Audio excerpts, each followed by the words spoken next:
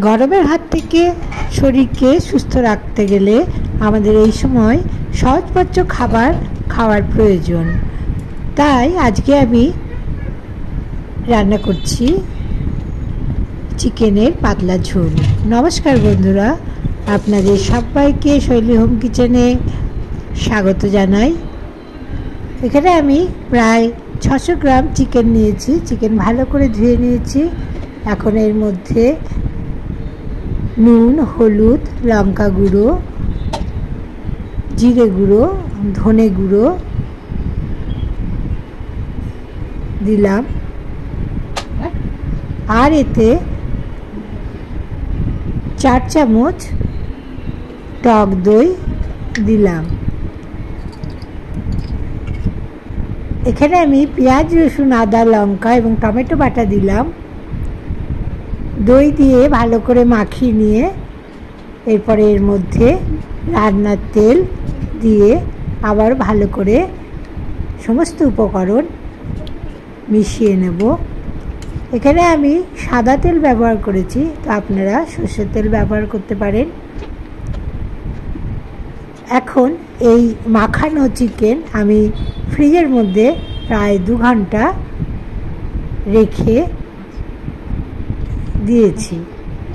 2 ঘন্টা পর চিকেন বের করে নিয়ে এসেছি এবং কড়াই গ্যাসের উপরে বসিয়ে দিয়ে গরম করে এই তেল দিয়ে দিয়েছি। এর মধ্যে 1 চামচ সাদা জিরে, 2টি তেজপাতা ও 1/2 চামচ গরম মশলা থেতো করে দিয়ে দিয়েছি। এর মধ্যে দিলাম পেঁয়াজ, রসুন, আদা, লঙ্কা বাটা প্রায় 3 চামচ। এগুলি খুব ভালো করে কষিয়ে নেব, বারবার নেড়ে নেড়ে কষিয়ে নিতে হবে।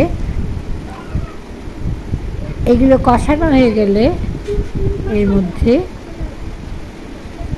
ম্যারিনেট করে রাখা চিকেন দিয়ে দিতে হবে। চিকেন দিয়ে খুব ভালো করে নেড়ে দিয়ে বাটি ধোয়া জল একটু এর মধ্যে দিয়ে দিলাম। এখন খুব ভালো করে কষাবো। দেখুন চিকেনগুলো আমি খুব ভালো করে কষিয়ে নিচ্ছি।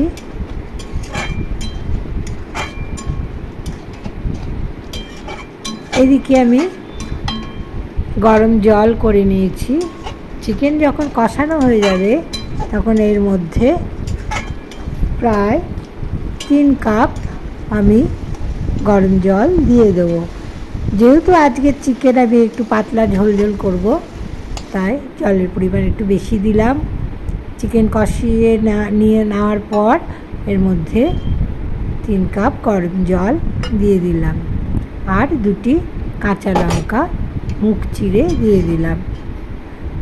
ঝোল ফুটে উঠলে ঢাকা দিয়ে লো ফ্লেমে প্রায় 5 মিনিট রান্না করে গরম গরম পরিবেশন করে নিলাম। আশা করি আজকের রেসিপি আপনাদের ভালো লেগেছে।